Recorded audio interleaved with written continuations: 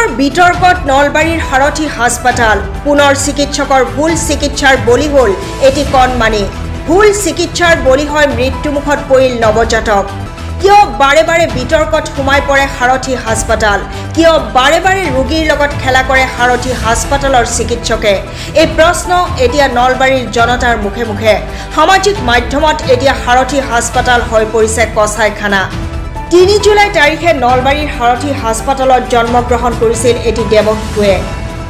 নলবাৰীৰ জিতু হালয়ে তেওঁৰ পত্নীক ভৰ্তি কৰিছিল নলবাৰীৰ বহু বিতৰ্কিত সাৰথী হাস্পাতালত সন্তানটো জন্ম হোৱাৰ পিছতেই চিকিৎসকে মাতৃ আৰু নৱজাতক সুস্থ বুলি কয় আৰু মাতৃ আৰু কন্যা শিশুটিক OTRৰ পৰা উলিয়াই কেবিনত থয় অলপ পিছতে শিশুটিয়ে মাকৰ গাখীৰ খাবলৈ মন নকৰাত নাৰ্ছক খবৰ দিয়ে অভিযোগ মতে নৱজাতকৰ শৰীৰ ভালকৈ সাফা হোৱা নাছিল নাৰ্ছে শিশুটিক লৈ যায় আৰু 2 ঘণ্টামান পিছত চিকিৎসকে ভালকৈ চাই আৰু ভালকৈ পৰিষ্কাৰ কৰি মাকৰ কোলাত উভতাই দিব বুলি কয় কিন্তু সেই 2 ঘণ্টা গৈ দিন বাগৰিল মাকৰ কোলালৈ পুনৰ ঘূৰি নাহিল মৰম লগা দেৱশিশুটি প্ৰথমে সাধাৰণ অসুবিধা আছে বুলি কয় NICUত ৰখা শিশুটি ভাল হ'ব বুলি কয় এসপ্তাহ পিছত উলিয়াই দিয়ে তেতিয়ালৈ এই পৃথিৱীৰ পৰা মেলানি মাগিলে দেৱশিশুটিয়ে এইদৰে দেৱশিশুটিক ভুল চিকিৎসাৰে হত্যা কৰা হ'ল বুলি অভিযোগ উত্থাপন কৰে ভুক্তভোগী পৰিয়ালে নলবাৰীৰ সাৰথী হাস্পাতালখনতে বাৰে বাৰে কিয় এনে ঘটনা ঘটে সামাজিক মাধ্যমত এতিয়া কছাইখানা বুলি চৰ্চা হৈছে সাৰথী হাস্পাতালত হসাই ধনৰ খপত মানৱতা বিসৰ্জন দিয়া হৈছে নেকি ডাক্তৰ বিনয় শৰ্মাৰ চিকিৎসাৰ ওপৰত বাৰে বাৰে উঠিছে অভিযোগ কিন্তু কিমান দিনলৈ চলিব সাৰথী হাস্পাতালৰ এই বিতৰ্কৰে আবৃত্ত এইখন চিকিৎসালয়ৰ বিৰুদ্ধে প্ৰশাসনে ব্যৱস্থা গ্ৰহণ নকৰে কিয় আৰু কিমানৰ প্ৰাণ যাব এই চিকিৎসালয়ত এয়া হৈছে এতিয়া ডাঙৰ প্ৰশ্ন দুদিন ধৰি মিটিং গৈছে তেওঁলোকে তাৰমানে কি বাৰে বাৰে ক্ষমা বিচাৰিছে আমাক মোৰ পৰিয়ালটো সকলো ক্ষমা বিচাৰিছে যে মানে আমাৰ কিবা এটা কি হয় আপোনালোকে জানে যে মানুহ মৰিবই কেতিয়াবা মৰি যায় তো মই সেই কথাটো ইহঁতক বাৰে বাৰে সুধিছোঁ যে মৰাটো বাৰু মৰিব কিন্তু আপোনালোকে 7 দিন ধৰি কিয় মাৰি পেলালে 7 দিন ৰাখি কিয় মাৰিলে মই সেই বস্তুটো কৰিছিলোঁ আৰু ৰেষ্টুৰেণ্ট ডেকাই মানে কালি মোক মেনেজাৰে ফোন কৰি আছে দিনটোত যে ৰেষ্টুৰেণ্ট ডেকাই বোলে মোক লগ কৰিব বিচাৰিছে মোৰ লগত বোলে কিবা কথা পাতিব কি কথা পাতিব তাৰমানে মই তেনেকৈ কথা পাতিব বিচৰা নাই তাৰমানে তেওঁৰ লগত মই এটাই মানে ক'ব বিচাৰিছোঁ যে কি মোৰ লগত যি কৈছে যাতে কাৰো লগত এনেকুৱা কাম আপোনালোকে নকৰে বেবীক লৈ কোনোদিন খেলা নকৰে পেচেণ্টক লৈ যাতে কোনোদিন খেলা নকৰে আপোনালোকে কাৰণ পইচাই চব বস্তু নহয় তাৰমানে দুনিয়াত মানৱতা অলপ লাগে এইটো ছিল ডক্টৰ জেছমিন আহমেদে তাৰমানে মোক লাষ্ট দিনা তেওঁ তাৰমানে 2:30 বজাত কৈছে বেবী 10% বাচি আছে তেতিয়া মই জেছমিনক কৈছিলোঁ যে ছাৰ 10%ৰ কাৰণে মই গুৱাহাটী নিব পাৰিম নেকি তেতিয়া সি কয় নাই আপোনালোকে ট্ৰাই কৰক তো 10% বেবীটো সি বাচি থকা বুলি কৈছে কিন্তু মই বেবীটো দেখা পাই গম পাইছোঁ বেবী সম্পূৰ্ণ নীলা বুলি কৈছে বেবী নাই সেই মুহূৰ্তত অলৰেডি মৰিছে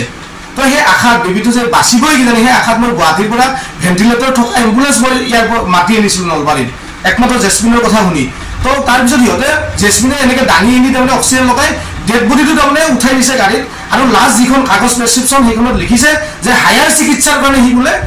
পঠাইছে তাৰমানে তাতে জেছমিনে ডেড বডিটো ৰেফাৰ কৰিছে ডেড বডিত হায়াৰ চিকিৎসা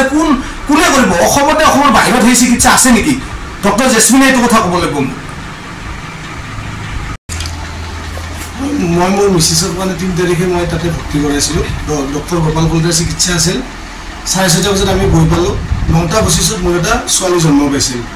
আৰু সেই সময়ত গোপাল কলিতা ছাৰে মোক মাতিনি অতীত কৈছিল যে তোমাৰ এটা ধুনীয়া ছোৱালী জন্ম পাইছে সম্পূৰ্ণ সুস্থ মই ছাৰ ধন্যবাদ ছাৰ মাক কেনে আছে মই মাকো সুস্থ বেবীও সুস্থ অলপ পিছত তোমাৰ এই ৰুমত দি দিম আমি এই ৰুমত আমি ৰখি আছিলোঁ 319 নম্বৰ ৰুমত বেবী আৰু মাকক আধা ঘণ্টা পিছত গতাই দিয়া হৈছিল এই সাৰথী হস্পিটেল নলবাৰী সাৰথী হস্পিটেলত মই ভৰ্তি কৰাইছিলোঁ তো বেবী আৰু মাক যেতিয়া গতাই দিয়া হ'ল মাকক গতাই দিয়া হ'ল 1.5 ঘণ্টামান বেবীটো গাখীৰ খোৱা নাছিল আমি চিষ্টাৰক ক'লোঁ চিষ্টাৰে ক'লে যে কেতিয়াবা বেবী দেৰিকৈ গাখীৰ খায় আমি সেইটো ভাবি ৰখি আছিলোঁ দেখিছোঁ যে বেবীটো কিবা মানে উশাহ যে ল'ব নাই এনেকুৱা উপৰ টাইপৰ কৰি আছে যে কিবা এটা হেৰি আমি দেখা পাইছোঁ মুখৰ অলপ বিজল মানে কি বেবীটো সিহঁতে চাফা কৰি দিয়া নাছিল অতিৰ ভিতৰত যিখিনি মানে চাকচন বুলি কয় চাকচন কৰি দিয়া বুলি কয় সেইটো কথা চিষ্টাৰক কওঁতে চিষ্টাৰে গৈ ডক্টৰক কৈছিল আৰু বেবীটোক লৈ গৈছিল যে বাইদেউ আমি বেবীটো লৈ যাওঁ অলপ টাইম ল'ব ডক্টৰে ভালকৈ চাব সেইবুলি কৈ চিষ্টাৰজনী অলপ পিছত ঘূৰি গৈছে 2 ঘণ্টামান লাগিব বাইদেউ বেবীটো ভালকৈ চাফা কৰিব তাৰমানে সেই 2 ঘণ্টাটো গৈ গধূলি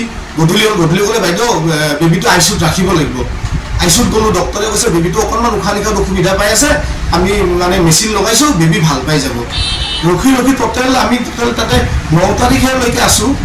সিহঁতক মই বাৰে বাৰে সুধিছোঁ আইচুত গৈছোঁ বেবী কেনেকুৱা হৈছে ভাল হৈছেনে যদি ভাল হোৱা নাই কওক আমি ইয়াৰ পৰা সেই কৰিম সিহঁতে বাৰে বাৰে ডক্টৰ বিনয় কুমাৰ শৰ্মা ডক্টৰ জেছমিন আহমেদ বাচ্চাৰ ডক্টৰ সিহঁতে বাৰে বাৰে মোক কৈ আছে যে নাই আপোনাৰ বেবী ভাল পাই যাব সৰু কথা এইটো সাধাৰণ নিমুনিয়া ওলাইছে ইয়াতকৈ বহুত চিৰিয়াছ পেচেণ্ট আমি ভাল কৰোঁ সিহঁতে বাৰে বাৰে মোক সেইটো কথা কৈছে তাৰপিছত সিহঁতে ৰাতি 8 তাৰিখে ৰাতি সিহঁতে মানে মই 8টা বজাত গৈছোঁ অহাকালি আমি মাকক গতাই দিম মাকৰ গাখীৰ খাব মাকে কোচক লৈ গাখীৰ খুৱাব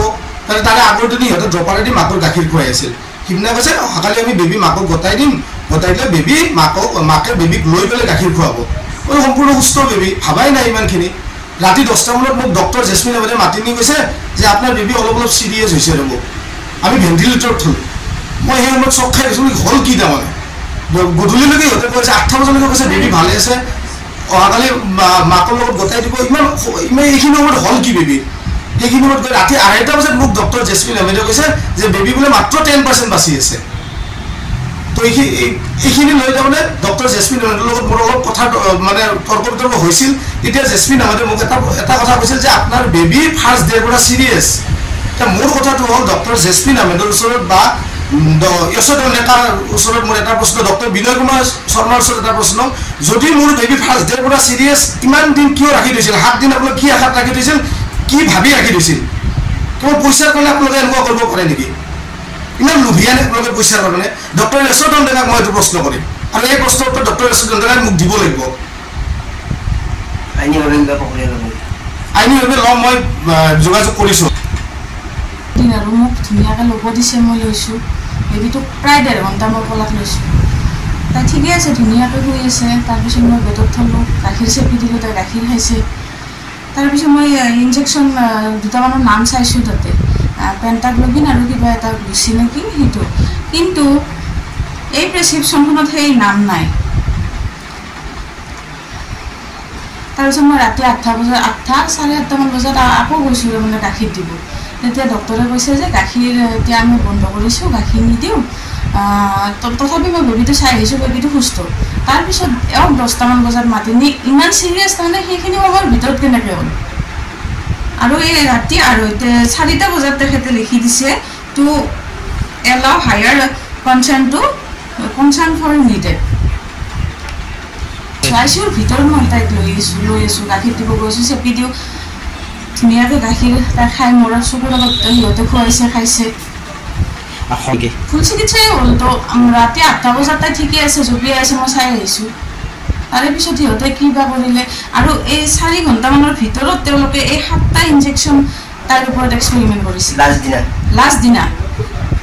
যিহেতু দিনত মই সেইটো প্ৰশ্ন কৰিছিলোঁ দিনত কিয় তাৰমানে দিনত দেখা মেডিচিন কেইটাৰ নাম ইয়াত কিয় নাই তাহাঁতে কৈছে সেইটো দিনতে শেষ হৈছে দিনতে যদি সেইটো শেষ হৈছে তাৰমানে সেই ৰাতি ধৰক যেতিয়া চিৰিয়াছ বুলি কৈছে 10টাৰ পৰা 4টাৰ ভিতৰত এই 7টা বেজি তাইৰ ওপৰত এক্সপেৰিমেণ্ট চলাইছে আইনী প্ৰক্ৰিয়া ল'ব লাগিব এনেকৈ মোৰ বাচ্চাটো মাৰি পেলালে 7 দিন ৰাখি নহয় মই যাবই মানা কৰিম মোৰতো যিখিনি বংশ গোষ্ঠী আছে কাকো যাব নিদিওঁ আৰু বাকী যিমান আছে সেইকাৰণে ফেচবুকতো মই এইটো লিখিছোঁ বা লিখিম মানে কোনো যাতে তাতে নাযায় মাৰি পেলাব আগতেও এনেকুৱা ঘটনা বহুত হৈছে আৰু আমাৰ বাচ্চাটো মৰাৰ 2 দিন আগত আৰু এটা তাত মৰিছিল 2 দিন আগত মাত্ৰ